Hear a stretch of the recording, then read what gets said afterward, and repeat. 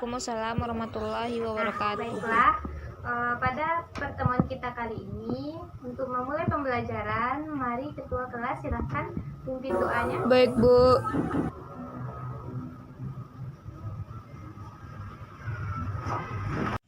Baiklah, Ibu akan memeriksa kehadiran dulu.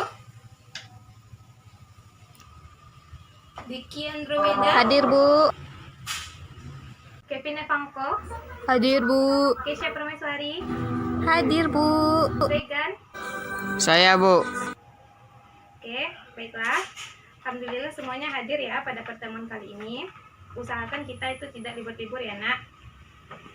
Nah, untuk pertemuan kali ini Ibu berharap anak-anak Ibu semua dalam keadaan sehat. Bagaimana kabarnya hari ini? Sehat kan? Alhamdulillah, Bu. Sehat. Alhamdulillah. Nah, untuk pertemuan kali ini Ibu sangat berharap anak-anak Ibu sangat menjaga kesehatannya dan selalu dilindungi oleh Allah Subhanahu wa taala. Amin. Dan kita lihat kan suasana kelas kita sudah nyaman sekarang. Nah, Ibu sangat berharap anak-anak Ibu itu nyaman dan fokus dalam belajar. Dimana belajar itu sangat penting, Nak. Belajar itu gunanya itu kita menuntut ilmu agar nantinya kita dapat menjadi orang yang sukses di kemudian hari. Amin ya rabbal alamin. Nah, minggu sebelumnya kan kita sudah belajar tentang pertidaksamaan rasional. Itu kita sudah memahami tentang apa itu konsep pertidaksamaan rasional dan apa aja sifat-sifat dari pertidaksamaan rasional tersebut. Sehingga kita juga mengetahui bagaimana bentuk umum dari pertidaksamaan rasional tersebut. Nah, sekarang Ibu mau anak-anak Ibu dapat menjawab pertanyaan Ibu ya. Siapa yang bisa menjawab apa itu konsep pertidaksamaan rasional yang sudah kita pelajari minggu kemarin? Ayo, siapa yang bisa? Ya, silakan Diki.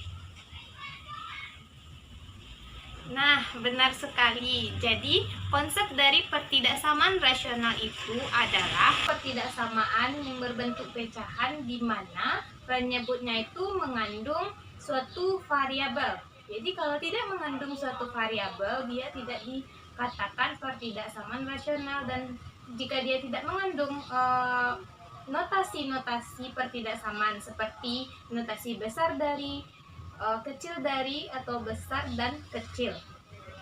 Nah, setelah kita memahami konsep dan sifat-sifat dari pertidaksamaan rasional itu, bagaimanakah kaitannya dari soal yang nantinya jika diberikan, bagaimanakah kita untuk menyelesaikan suatu pertidaksamaan rasional tersebut? Nah, benar sekali. Pasti ada langkah-langkah untuk menyelesaikan soal pertidaksamaan rasional tersebut. Nah, pada pertemuan kali ini, Ibu akan membimbing kalian untuk menentukan bagaimanakah langkah-langkah untuk penyelesaian dari suatu pertidaksamaan rasional yang diberikan. Sebelumnya, Ibu akan menyampaikan kompetensi dasar. Kompetensi dasar kita masih yang kemarin ya, yaitu tentang KD 3.2, menjelaskan dan menentukan penyelesaian pertidaksamaan rasional dan irasional satu variabel. Dan untuk pertemuan kali ini kita membahas tentang pertidaksamaan rasional dulu, di mana indikator yang akan kita bahas pada hari ini yaitu menentukan langkah-langkah penyelesaian pertidaksamaan rasional satu variabel. Di mana tujuan pembelajaran kita pada hari ini yaitu siswa itu dapat menunjukkan sikap jujur dalam mengerjakan latihan, soal-soal, dan tertib di dalam kelas. Itu termasuk penilaian ya. Dan termasuk mengikuti aturan-aturan dan perintah yang diberikan oleh guru di dalam kelas pada saat proses belajar mengajar berlangsung. Dan percaya diri, siapa yang mau maju ke depan untuk menjawab pertanyaan Ibu, nah itu mendapatkan poin plus ya. Untuk selanjutnya tujuannya yaitu peserta didik atau anak-anak Ibu ini diharapkan dapat menentukan langkah-langkah dari suatu pertidaksamaan rasional satu variabel tersebut.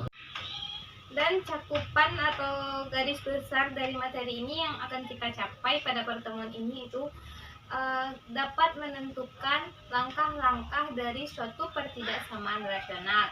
Dimanapun di sini Ibu menggunakan model pembelajaran discovery learning, di mana pembelajaran discovery learning itu yaitu kita itu belajar untuk menemukan sesuatu dengan cara berkelompok. Nanti didiskusikan, setelah didiskusikan akan dipresentasikan ke depan kelas. Nah, untuk sekarang Ibu mau Nana Ibu fokus ya ke depan kelas untuk memperhatikan. Di minggu kemarin kita sudah mempelajari tentang pertidaksamaan rasional, yaitu konsep, sifat, dan bentuk umumnya. Di mana konsep pertidaksamaan rasional ini tadi juga sudah disebutkan oleh Diki, yaitu suatu pertidaksamaan yang berbentuk pecahan atau rasional, di mana penyebutnya itu mengandung suatu variabel, dan bentuk umumnya itu kan seperti ini ya, fx per gx. Nah, seperti ini kan, nanti ada tanda pertidaksamaan.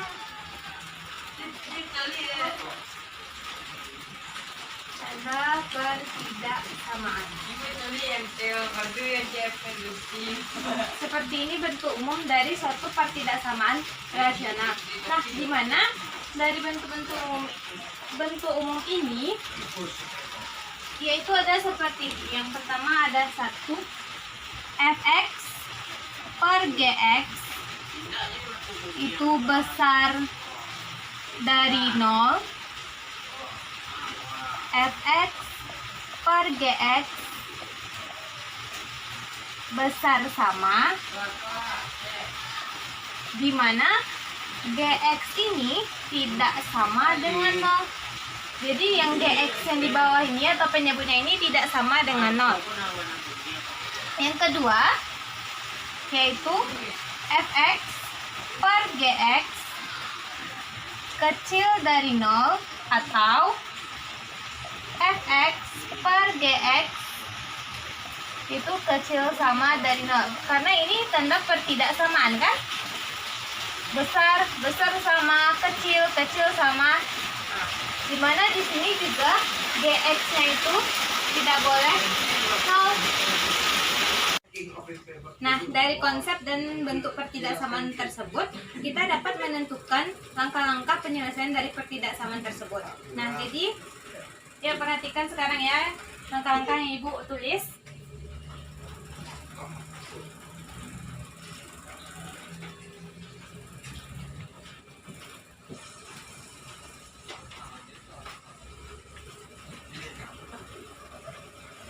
Nah, untuk langkah-langkah penyelesaiannya, yang pertama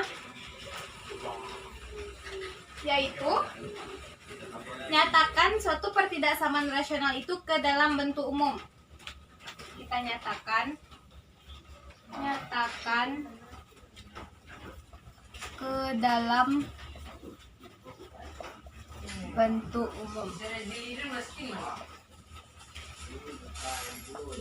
Bentuk umumnya tadi yaitu fx per gx kecil, besar, atau kecil sama atau besar sama dari 0. Langkah yang kedua, setelah dinyatakan dalam bentuk umum, maka kita akan menentukan pembuat 0.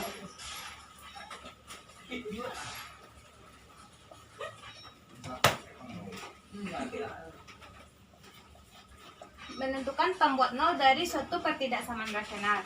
Yang ketiga, yaitu kita tulis pembuat 0 tadi ke dalam garis bilangan. Tulis pembuat 0 ke dalam garis bilangan. Nah, setelah nanti pembuat 0 itu ditulis ke dalam garis bilangan, maka kita akan menguji coba nilai interval. Nah, yang terakhir kita akan menentukan tanda interval dari uji coba interval tersebut yang sesuai dengan bentuk umum pertidaksamaan rasional, yaitu menentukan tanda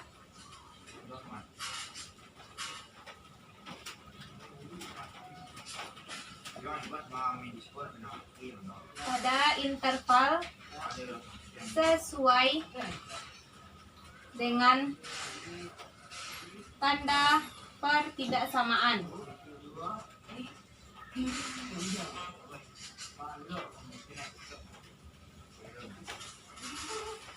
Nah, untuk memperjelasnya dari sini, jika ada suatu bentuk pertidaksamaan rasional, apakah dia sudah ke dalam bentuk umum? Bentuk umumnya ini yang seperti ini, yang fx per gx. Nah, ini besar dari 0 atau kecil 0, besar sama 0 atau kecil sama 0. Nah, yang ini bentuk umum dari pertidaksamaan rasional. Setelah dia nanti seperti ini, maka kita akan menentukan pembuat 0 dari pertidaksamaan yang diketahui. Setelah itu, setelah didapatkan pembuat 0, maka nanti akan kita buatkan dalam garis bilangan. Setelah itu, kita yang di sini akan kita uji interval di setiap garis bilangan ini dengan kita masukkan ke dalam pertidaksamaan rasional. Setelah itu kita akan menentukan tanda masing-masing interval pada soal pertidaksamaan rasional tersebut. Nah, di sini sudah ibu buatkan langkah-langkah penyelesaiannya. Coba anak-anak ibu semua perhatikan. Ayo amati langkah demi langkah dari penyelesaian pertidaksamaan rasional ini.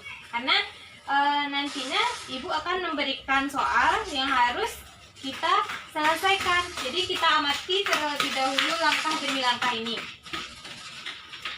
Setelah dia amati dan langsung catat ya ke dalam buku catatannya agar ingat dan agar tidak terlupa di saat kita menyelesaikan suatu pertidaksamaan rasional.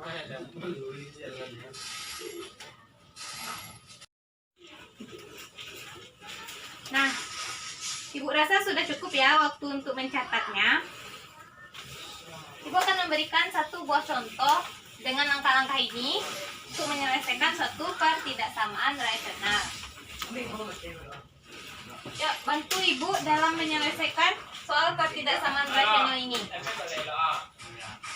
Di sini ibu berikan contoh, yaitu contoh. Perhatikan ya, nanti jika ibu tanya tidak ada yang diam. Tentukan HP dari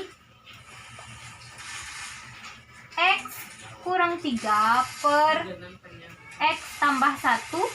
Nah, di sini tanda pertidaksamaannya besar dari 0. Nah, bagaimana kita untuk menjawab contoh soal ini sesuai langkah-langkah tadi? Nah, kita jawab. Sesuaikan dengan langkah-langkah tadi. Langkah-langkah tadi, coba lihat di catatannya apa? Ya, benar sekali. Kita nyatakan ke dalam bentuk umum. Kita lihat di sini, apakah sudah dalam bentuk umum? Sudah, Bu. Ya, berarti sudah dalam bentuk umum. Sudah dalam bentuk umum. BU ini bentuk umum ya. Kita lanjut ke langkah kedua. Langkah kedua yaitu menentukan pembuat 0. Kita akan menentukan pembuat 0. Nah, bagaimana caranya, Bu? Di sini kan ada, ini kan dalam bentuk pecahan, ada pembilang dan ada penyebut. Untuk menentukan pembuat 0, kita ambil yang untuk pembilang. Yuk, berapa pembilangnya? X kurang Ya, 3. X dikurang 3 sama dengan 0. Nah, dari sini kita akan mendapatkan nilai X yaitu 3, positif 3.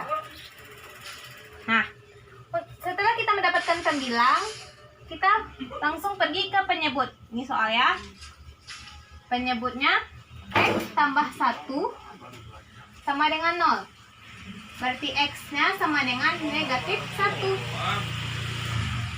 Nah, ingat syarat bahwa Gx atau yang penyebut ini tidak boleh 0. Berarti syarat Gx tidak sama dengan 0. Berarti X ini tidak sama dengan negatif 1. Setelah langkah kedua, apa langkah selanjutnya? Ya, benar sekali. Langkah ketiga yaitu kita tuliskan ke dalam garis bilangan. Tuliskan dalam garis bilangan. Nah, kita buat garis bilangan tentunya ya. Garis bilangan kita lihat di sini. Nilai X-nya tuh ada X sama dengan 3 dan X sama dengan min 1. Kita lihat tanda ya. Tanda besar sama, kalau misalkan dia itu besar sama, kecil sama, maka bulatannya di sini pasti ada 2 tanda, yaitu untuk min 1 dan 3. Min 1 di sini. Ya, ini 3. Untuk tandanya itu besar sama atau kecil sama, maka dia itu bulat penuh. Kalau untuk penyebut, dia tidak pakai bulatan penuh, walaupun tanda pertidaksamanya itu besar sama ataupun kecil sama. Setelah kita buatkan garis bilangan, itu tahap keempatnya uji nilai interval.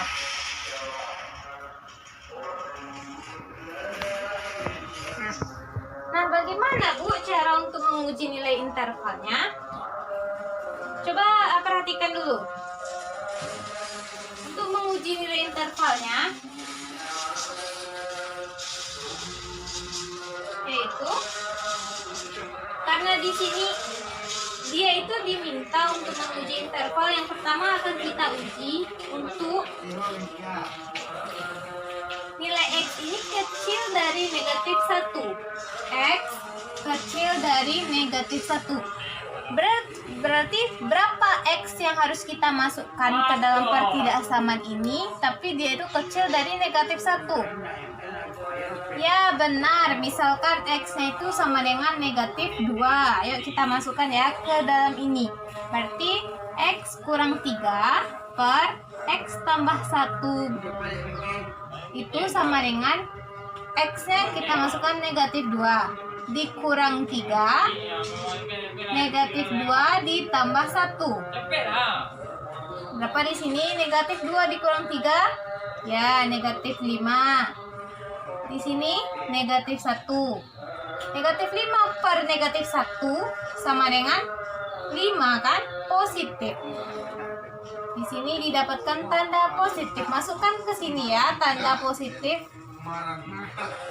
Setelah didapatkan tanda positif, kita uji untuk yang kedua.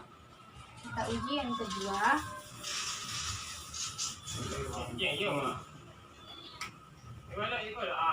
Itu untuk kita mencari nilai X yang berada antara negatif 1 dan 3. Berarti untuk negatif 1, X besar dari negatif 1 dan X itu kecil dari 3. Kecil 3. Nah, berapa angka yang harus kita masukkan? X-nya berapa? Ya, boleh 2. Kan dia antara negatif 1 sampai 3 banyak kan angka, ada 0, 1, 2. Nah, misalkan kita ambil aja 1 ya. Jika kita ambil 1, kita masukkan lagi ke pertidaksamaan ini, yaitu 1 dikurang 3 per 1 ditambah 1 sama dengan 1 kurang 3 negatif 2 per 2. Dihasilkan negatif 1. Karena ini negatif, maka kita masukkan di sini negatif. Nah, setelah didapatkan ini, berarti kita akan mencari nilai X yang besar dari 3. Gimana caranya? Ya, seperti tadi. Kita masukkan X besar 3. berapa nilai X yang harus kita masukkan? Nilai X yang harus kita masukkan bisa 4, 5, 6. Jadi kita masukkan nilai misalkan 4. Masukkan ke dalam pertidaksamaan, yaitu X kurang 3 per X tambah 1 sama dengan 4 kurang 3 per 4 tambah 1. Didapatkan 1 per 5. Itu positif kan? Jadi di sini positif. Nah, setelah didapatkan tanda-tanda masing-masing interval ini, kita akan kembali ke soal, itu tentukan HP, di mana tandanya besar sama. Untuk tanda besar sama maupun besar atau besar sama, maka tanda yang dipilih adalah positif. Jika tanda pertidaksamaannya kecil atau kecil sama, maka di interval ini tandanya yaitu negatif yang kita pilih. Karena di sini tandanya besar sama, maka himpunannya adalah yang bernilai positif. Nah, ini adalah himpunan dari pertidaksamaan yang diketahui. Berarti HP-nya didapatkan X kecil negatif 1, ini kan negatif 1 yang benar positif ini, atau yang ini X berarti besar dari 3 ini kan,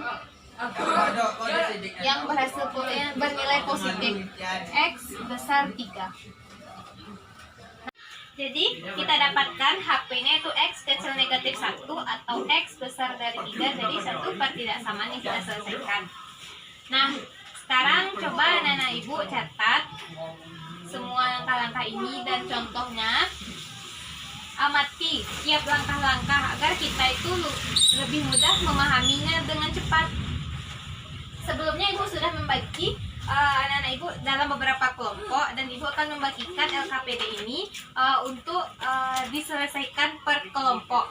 Jadi di sini sudah ada nama-namanya, akan ibu bagikan LKPD masing-masing kelompok. Jadi masing-masing kelompok harus mendiskusikan contoh-contoh, atau di sini ada juga contoh, dan akan mendiskusikan soal-soal yang berada di LKPD ini. Nah, di sini ada panduannya, itu petunjuk menggunakan LKPD, di mana di LKPD ini tulis nama kelompok, terus tulis setiap nama anggota kelompok, dan kerjakan kegiatan pada lembar kerja yang telah disediakan sesuai dengan LKPD. Pahami dengan baik setiap perintah yang ada pada LKPD. Dan di sini juga ada informasi pendukung, yaitu sedikit tentang pertidaksamaan rasional. Nah, di sini coba anak-anak ibu diskusikan. Soal-soalnya sudah ibu berikan, minimal 3 soal saja terlebih dahulu yang didiskusikan pada pertemuan kali ini. Diskusikan bagaimana penyelesaian dari masing-masing soal sesuai dengan langkah-langkah yang telah ibu ajarkan tadi.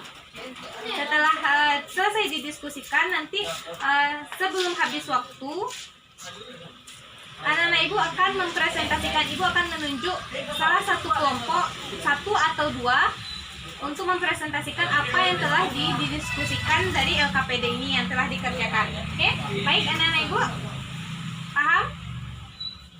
Apa ada yang ditanyakan? Ya, langsung saja. Kalau kan LKPD-nya ini 1 per kelompok, berarti nanti dibuatnya di buku latihan masing-masing. Jadi semua anggota harus membuat dan harus bekerja sama, tidak ada yang tidak. Karena nanti di saat ibu suruh ke depan, ibu tanya satu-satu, harus bisa menjawabnya. Oke? Ya, silakan kerjakan. Nah, ibu rasa anak ibu sudah siap ya mengerjakan LKPD yang ibu bagikan tadi secara berkelompok. Sekarang ibu mau salah satu dari perwakilan kelompok untuk maju ke depan kelas menjelaskan apa yang sudah didiskusikan tadi.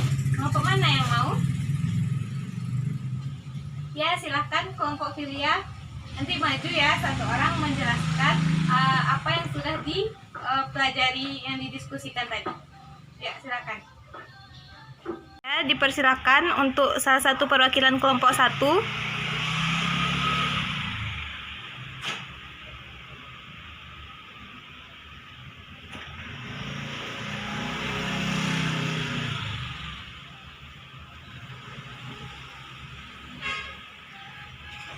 Nah, Ananda yang lain coba perhatikan ya apa yang ditulis temannya di depan. Jika ada kekeliruan boleh ditanyakan.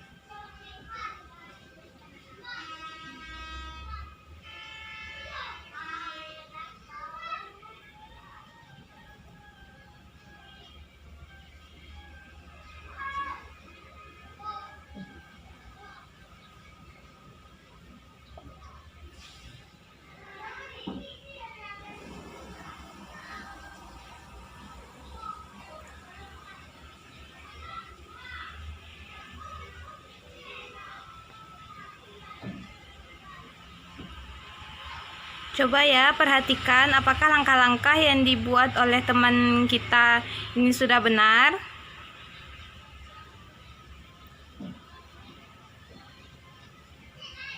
Jika belum, nanti ada kesempatan untuk bertanya dan menyanggah.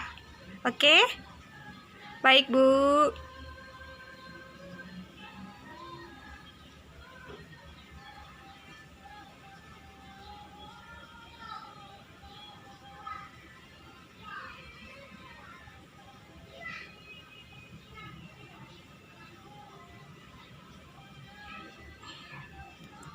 Yang Ibu ingin itu Ananda semua paham dengan langkah-langkah yang Ananda buat ini.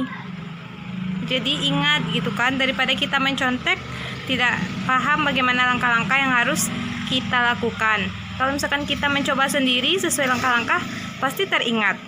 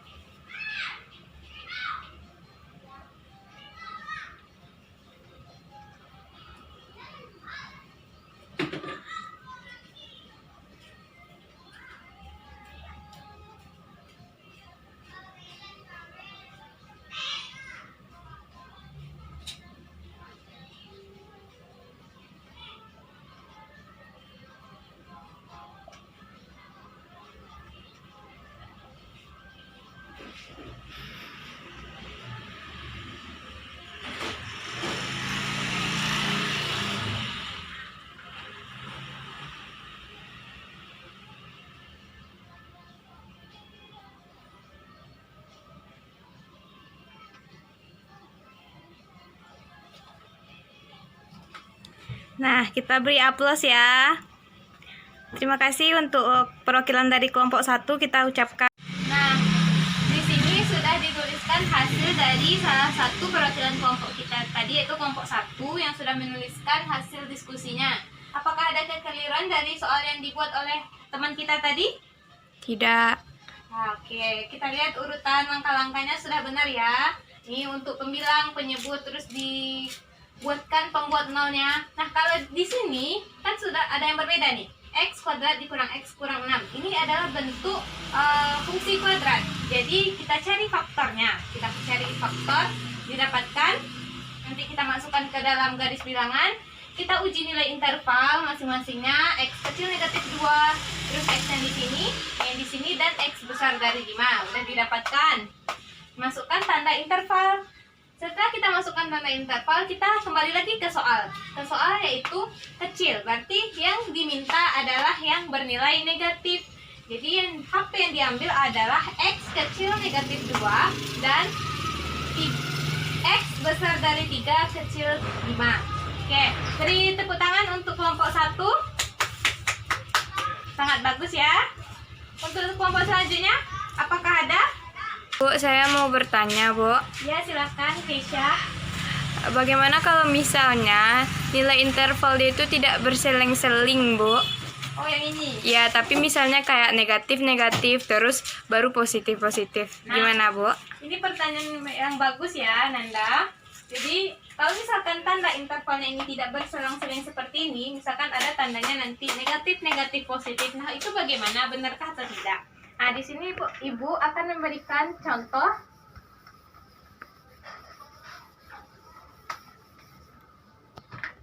Itu misalkan Ibu mempunyai persamaan kuadrat X kuadrat dikurang 2X tambah 1 per X tambah 2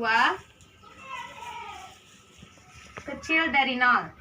Nah, untuk di sini sudah dalam bentuk umum kan? Ya, sudah dalam bentuk umum.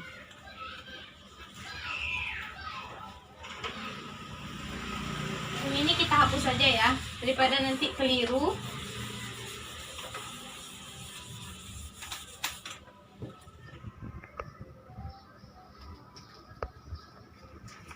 Nah, di sini sudah dalam bentuk umum.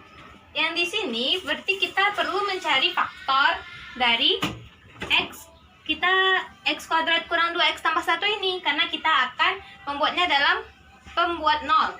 Nah, untuk pembuat 0, untuk pembilang,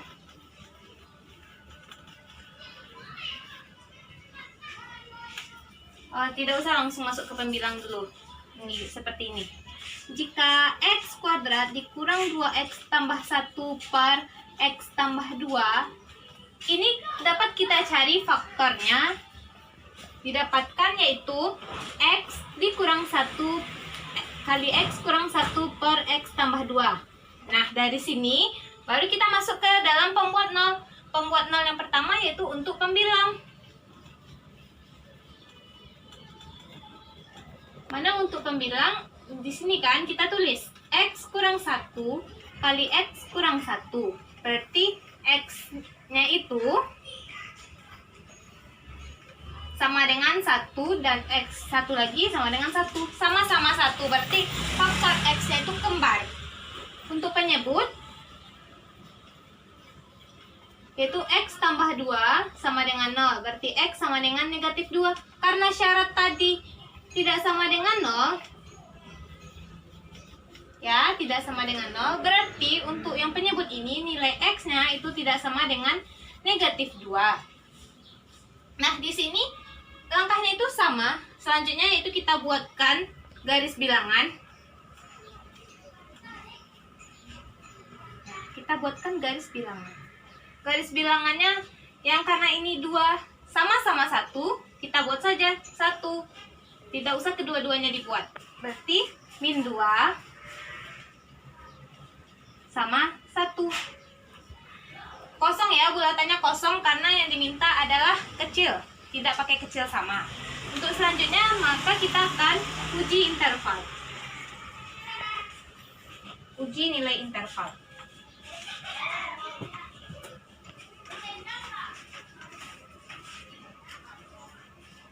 Uji nilai interval untuk X kecil dari negatif 2,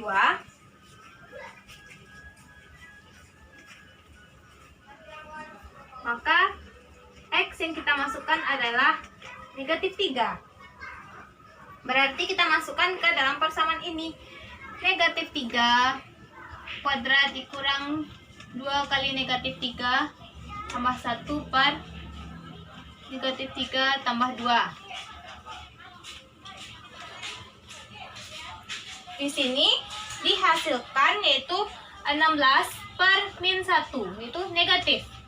Kita masukkan negatif di sini. Terus selanjutnya yaitu nilai untuk yang di tengah ini.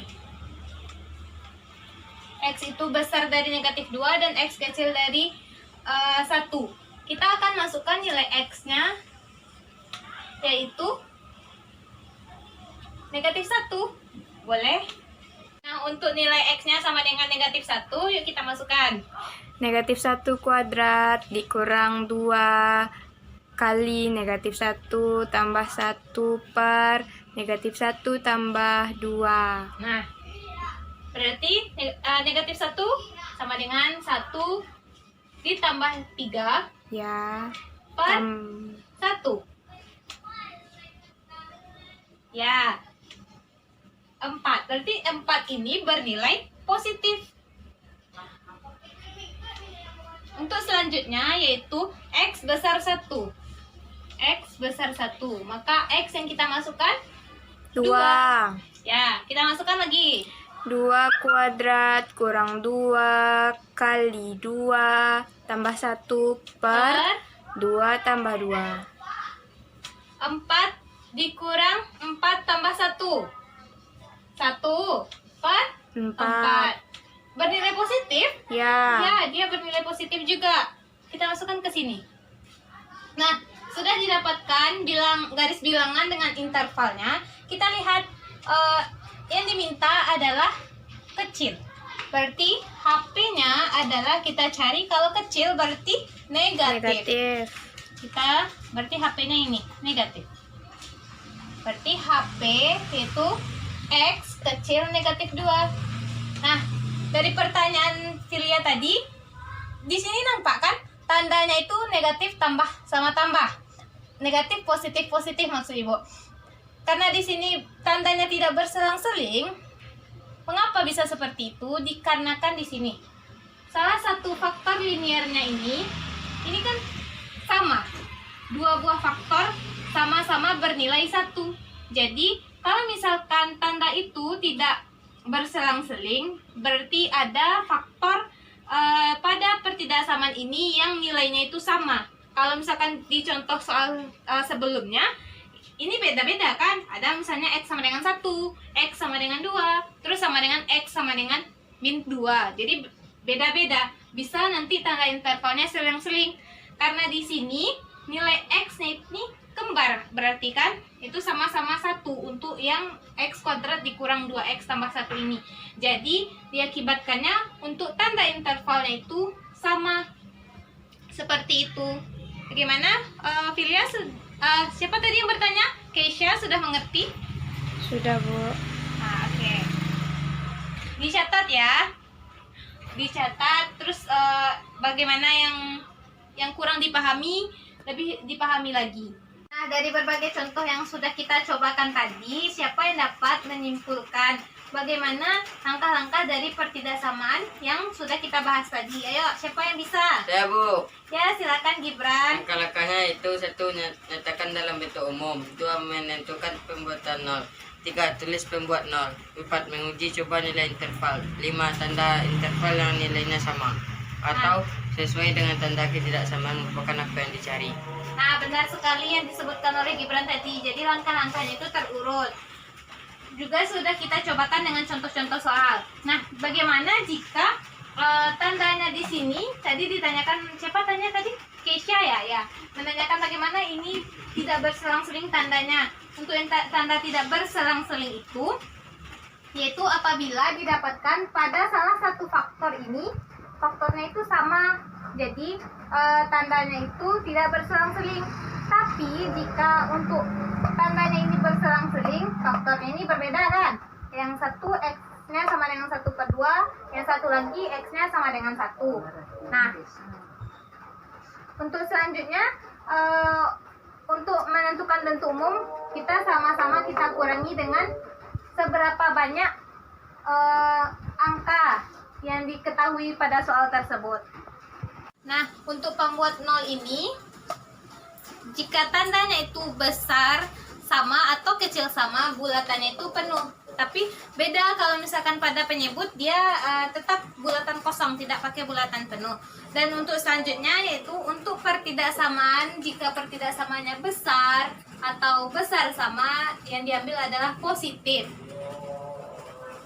Dan jika tandanya itu kecil atau kecil sama, yang diambil yaitu negatif pada tanda interval ini. Nah, Ibu rasa cukup untuk pertemuan kali ini.